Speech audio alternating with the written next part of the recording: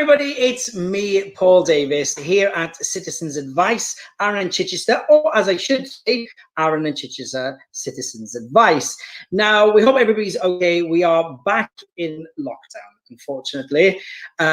So we hope everybody's staying safe, you're yourselves, and keeping yourself seen as well, as I know this is quite a situation to be back in. So, as you know, last week we with the ladies from the BESN, which is an abbreviation of, or an acronym of, the Big Energy Saving Network. And we're going to be back in a second to tell us a little bit more, because I know we're all at home, the weather has dropped, I'm absolutely perishing, and I know some of you guys on your heating for the first time as well. So they've got some hints and tips on how to save some money, and about their project and how you can save thousands of pounds a year. So, but in the meantime, we just want to remind everybody that if you're struggling right now, like so many other people out there, if you have been furloughed and you're confused, don't know what to do, whether you should be working or should be working, you're struggling financially or mentally, you may be a student right now and you're not really sure what to do and what rights you have, or you possibly are facing eviction or the fear of eviction. Don't forget, we are here for you, okay? We can help you so much. There's some things we can help you with. So please, if you need our team, they are here Monday to Friday, online and on the telephone. Head to our website, arunandchichestercab.org.uk. So, and let me just give you this. Since lockdown began in March, our team had over 6,000 inquiries to deal with within the first 6 months. And they helped clients get access and helped them by giving them some financial gains of up to £1.4 million. Not up to, it was a total of £1.4 million. So first of all, that is an amazing job our team have done. So well done to them, and fighting through this, because they were doing this in lockdown too. And we do hope that it made a difference to those people and our community and helped us move forward together, or stay together at least as one unit. Right, without further ado, I'm going to stop talking and I'm going to say hello to the lovely Michelle, who is waiting on the other line, and Nicola from the Big Energy Saving Network. So, hello, Michelle. Hi, Paul. You all right, lovely? How are you doing? Not too bad, thank you. How are you? I'm not too bad. I'm not too bad. How's lockdown going for you so far? Quiet. Busy working, but it's quieter than being in the office. Oh, gosh. So I'm right, and I'm going to bring your counterpart in. It is the lovely Nicola. Hello, Nicola. Yeah. Yeah. Where are you? What's happening? Where's lockdown to? Chichester. At the moment, still. Yeah. Oh, so, yeah. Well, let us know, everyone who's watching. Where are you locked down? Where are you actually? I'm in Bognor Regis. Michelle, whereabouts are you? Just outside Chichester. Oh, very. We got two posh ladies here. They're from Chai, everybody. Yes. So, so yeah, I'm in Bognor with really bad lighting, as you can tell. I look like what's it called? Violet Beauregard right now. So from Willy Wonka. So because I've got funny lights on in the background. But enough about me. Let's talk about your project. How's everything going? It's going well, actually. Thanks, Paul. So yes, we are part of the Big Energy Saving Network project. It's a community outreach project looking at how people can save money and energy, I suppose. Save money on their energy bills.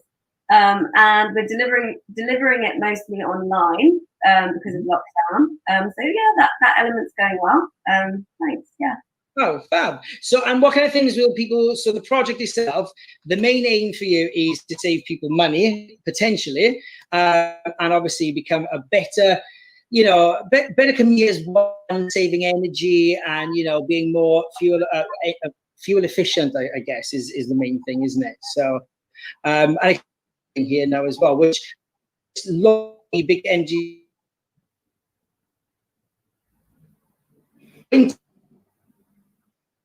Sorry, Paul, I think the video's gone off. Can't hear you. Yeah, you've totally frozen, Paul. Oh, no, you're here. No, you're still here. You're still here. Are you there? You're back. Oh. We're all back. So there we go. I was just basically saving me from gabbing on. Let's get on with the show, shall we? Michelle, over to you. Thank you. Right. Yep, as Nicola said about the energy saving project that we're doing, our first presentation is next week. So make sure you go over to our website to have a look at how you can join us for that. But for today, we were going to talk about boilers. A lot of people will be turning on their central heating systems at the moment. I know I have. We've got a video on the way at some point about how to bleed your radiator, because when you turn your system on, you might hear the water going through the pipes and banging and clanging a bit, and wondering why you're not getting so warm. If your radiators are cold at the top, the chances are they need bleeding. So we're going to show you how to do that. And we're also going to have a look at checking to make sure the boiler's working properly. So if you have any error checks and bits and pieces. So right now, I know a lot of people, we were just saying this, we're obviously, we are in winter now, like literally today, it was a beautiful day, but it really cold, like really, it's like the first frost almost. You can really feel it. Typical, isn't it? Go into lockdown and literally that happens. Well, actually, funny enough, we go into lockdown, the sun comes out again. But a lot of people are going to be putting on their boilers, and a lot of people have different types of boilers, different makes, new, old, all this kind of stuff. But I know I had it last year, and my boiler, I literally went all summer, absolutely brilliant, switched it on, it was gone. It just didn't switch on at all. Like it was.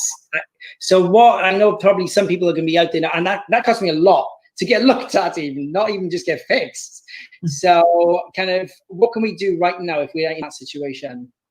Well, there is a checklist that we're sort of trying to get people to look at first before they call an engineer out, because there may be something really simple that you can solve. Okay, and what things they can do, just list them off. First thing, check your boiler's actually turned on. Oh, that is actually the first thing to check. Is it turned on? Are the lights on?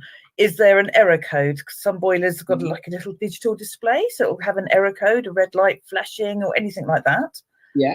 So we could, again, look at why that's happening and find ways to solve that, which, again, may not need an engineer to do. And putting it on, I know this sounds really silly, but again, an on button could vary. Is it by the mains, or is it, I was going to say, I wouldn't actually know what mine is to switch it on. I don't even have buttons on my screen, see, that's the thing. So I don't have buttons or anything. Yeah, again, all of boilers are very different. So it all depends on your specific boiler. But if you provide us with information on your boiler, take photos, we can have a look at it and tell you how to do it. With any luck, we can try and tell you how to do it. I want to jump in and redirect the question back to you, Paul. If you thought you had a problem with your boiler, what would you do? Oh my God.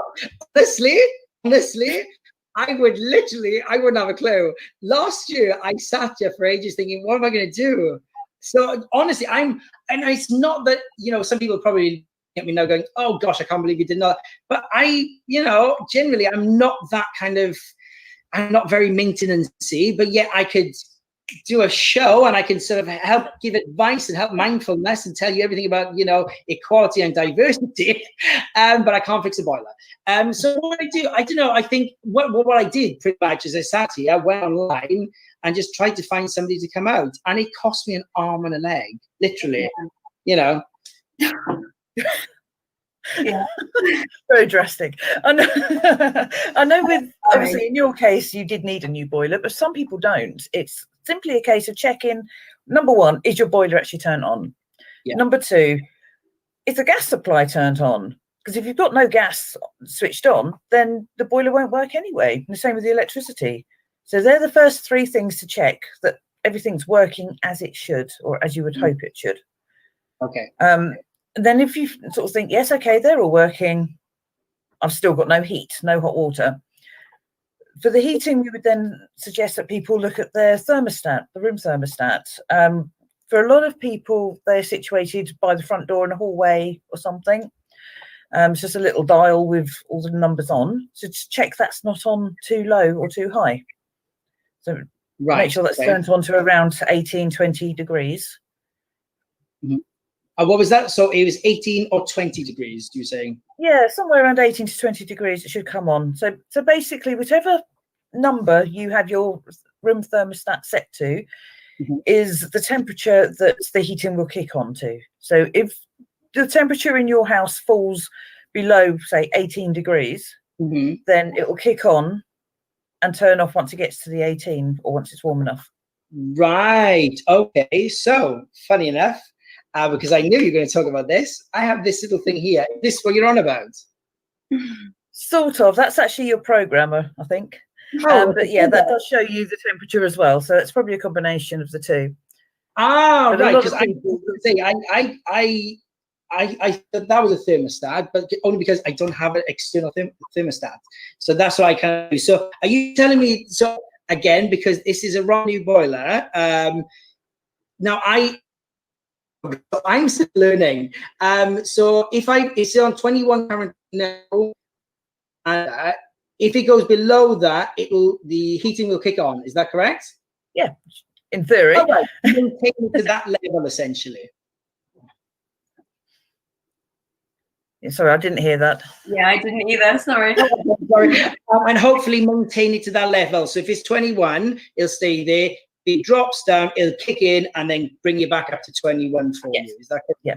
But to be honest, 21 is quite warm. So 21 is normally for more vulnerable people, older people that need to keep warm, that have got health conditions. Well, I'm not going to lie to you. I'm absolutely perishing. Do you know what I've got on? Because I'm that cold. Whoa. In the house? Yeah. As we said in our last video, if you dropped your thermostat by just 1 degree, then you could save up to sort of 60, 70 pounds a year. So. But currently, I'm trying to save my feet from falling off. So, but yeah, no, you're absolutely right. You are absolutely right. The thing is actually this room here. I'm in the kitchen currently, and I've actually come from the living room to pick this up. So there we go. But yeah, it's pretty cold. Yeah, but yeah, you're right. You know what? I'm going to be your test subject. I really need your help. Actually, tonight I should join you. Actually, seeing that. So once again, just really, really quickly. I know I might be going off track here, but when is you're doing a big presentation with everything in it pretty much, aren't you? Because these are all bite-sized things we're talking about. When's that? When's your first one, which people can join you? Next Tuesday, so it's the 10th, I believe, at 10 a.m. Oh, right. Perfect.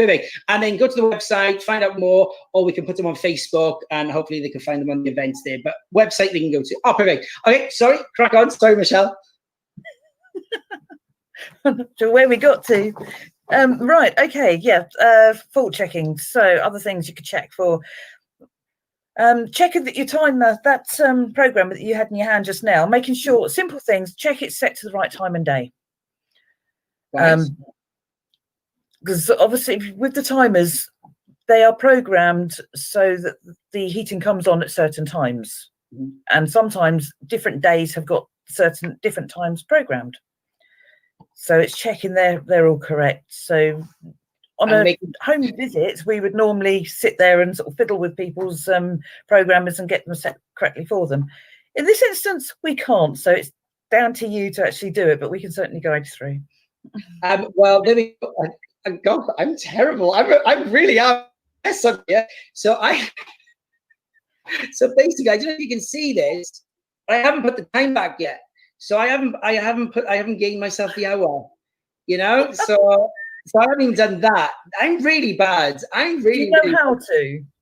Do I know how to? I'm going to be really honest here. When I got this boiler, he gave me this thing, and I just I'll have that and I'll deal with it later because again, like everybody else, I was absolutely manic. But now, as we've got the time, I guess you guys being here. We could come and join you now whenever you're doing your presentations and maybe have a refresher. I know because you're running these for a few months now as well. So, but yeah. So no, I am your test subject. So checking your thermostat, making sure it's working, putting batteries in it, for example, as well, because obviously they can run out. And yeah. And what about? I was going to say actually, because now mine's off the wall, and a lot of people have them on the wall or move them around. Where's the best place to? Actually, Michelle, would you know? Well, the best place not to have them would be in your kitchen, because that's one of the warmest rooms where you're cooking. Right. So you'd be better off having it in a hallway away from drafts. Mine's actually fixed to the wall and it's right in front of my front door, which is a weird place to have it. But living room's, I suppose, quite a good one. Yeah. But yeah, different to everybody. Oh. Yeah, well, there we go. I just picked that up and just shows how sensitive they are. I picked that up and it's gone up to 22 now. So that just shows how sensitive it actually is. So, you know, if it is going into a kitchen, so it's just brilliant. So what else do we have, ladies? Well, I suppose, well, as you said at the very beginning, the weather's getting worse. People are thinking of putting on their heating. So we're here to provide energy advice and just from anything from right the way from schemes that could save you tons and tons of money to just simple energy saving tips in the home. And if you would like to join us, we're running presentations all the way through to March, online presentations, of course, because of lockdown. And if you'd like to join us and get all of this information in like one big chunk, then please do contact us. We have the email address is financialcapability@arunchichestercab.org.uk, but we'll put that in the video comments.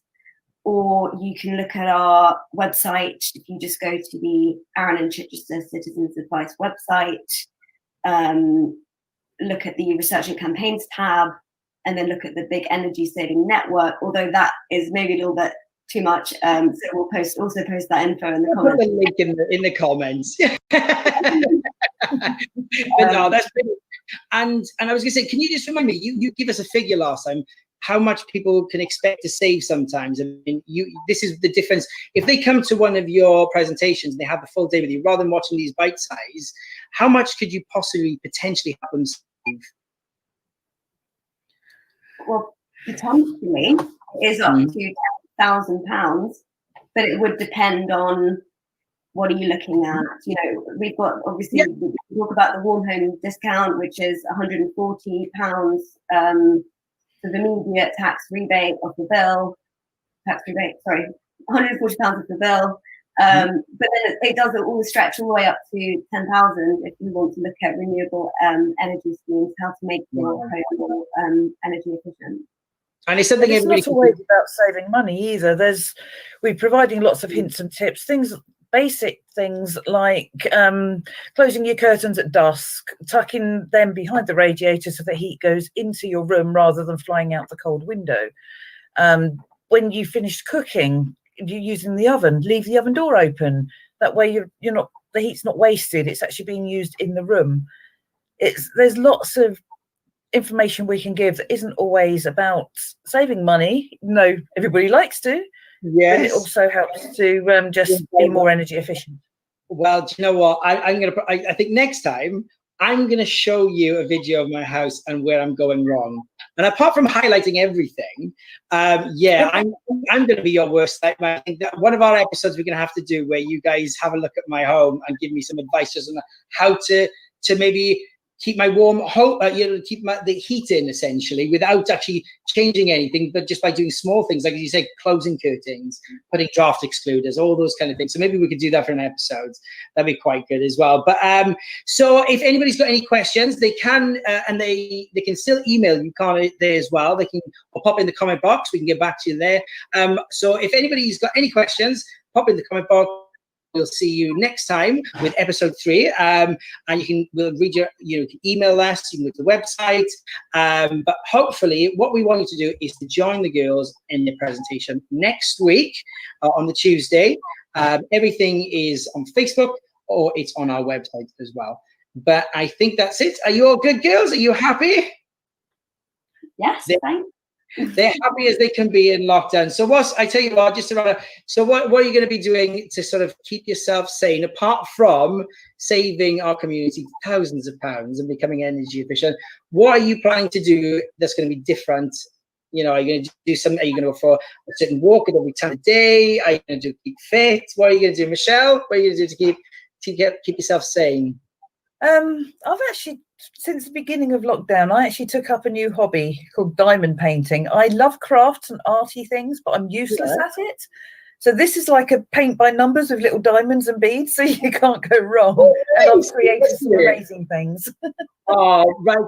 Episode 3, you're going to show us what you've made. That's what we'll do. We'll have like a Arun Chichester craft citizens advice. That's what we'll do. We'll do a craft morning with you now, virtually, obviously. And Nicola, what are you going to do to keep yourself sane? Well, I have a full bookshelf of books that I've bought and haven't read, so I should probably start on that. And I'm also looking forward to some online mindfulness events coming up in the future. Oh, mindfulness. Well, I could do with that, actually. I could do with some mindfulness. And do you know what? You're talking about mindfulness. I've always wanted to do, but it's one of those things, when people mention it, I go, oh, whatever. And the other day, I couldn't sleep. And I tell you what I did. I went to YouTube, and I used a hypnotherapy, sort of sleep thing in the background. Oh my gosh, it was brilliant. Really? Yeah, but he was giving you, sort of good messages and all this kind of stuff as well for 8 hours in my ear, which I thought would never work, and it worked. It really worked. I felt great that day, but the next day I couldn't sleep. So. But yes, we could all do a bit of sort of stress relief and mindfulness and things like that. Maybe we should do something. Let us know, actually, if you're at home and you would like us to get involved and some mindful things for you guys, whether it's a mindful morning or we could see we could sort it. Michelle can run an arts and crafts class and teach you how to do things. She's the next Blue Peter. Other channels are available, obviously. Right then, ladies, we're going to say goodbye. Don't forget, I tell you what, Nicola, do you want to wrap up for us where everybody can find all the details one last time? Yes, happy to. Yes, if you would like to get involved in our project, then please email us. Our email is financialcapability@arunchichestercab.org.uk. And as we said, we'll put that in the comments because it's a pretty long email. Or you can call us on our admin line to get the process started, and that is 01243 866 233. Or else please contact us here on social media, and we'd love to talk to you about energy saving. You sounded so confused by that as well. Brilliant. No, thank you so much. Yes, like as Nicola said, go to the website. Everything is there as well. And Michelle, you've been doing this for a very, very long time, and I believe that you're our energy champion. Is that correct? Yeah, that was my original role. Probably 3-4 years ago now. Yeah, absolutely. Right. So it's quite a big accolade because I think you're nationally known as well throughout all Citizens Advice because of all our hard work and how much you save people. I was going to say, just off the top of your head, how much have you saved people? Do you think you know, or should we have a look into that? Overall, I've absolutely no idea. Not a clue. I can imagine it's a lot. I can imagine so. Yeah, over the last 3 or 4 years, I would expect it's a fair few. The majority of people that I see, I can at least save them the £140 on the warm home discount, and I see a lot of people. So, yeah, I wouldn't want to hesitate to guess. By the end of all these videos that we do, we should set a target and we find out how much you've done this week and say, look, that'd be quite cool. Right then, okay, we've had enough talking. Go and enjoy yourselves. Go and have a nice cup of tea. And thank you so much, girls, for all the hard work you and the rest of the volunteers and the staff as well do for our community. Thank you for helping us all and being our little heroes. I know this is a tough time for everybody right now, but don't forget, we are all here. We're all together. It can be very, very difficult for people to feel like that, even though it's said to you. But please look after yourself. Be safe. And if you need us, we are literally just one click away. Okay. See you later, everybody. Bye, Michelle. Bye, Nicola. And have a great day on Tuesday as well. Bye-bye. Bye. Thank you. Bye.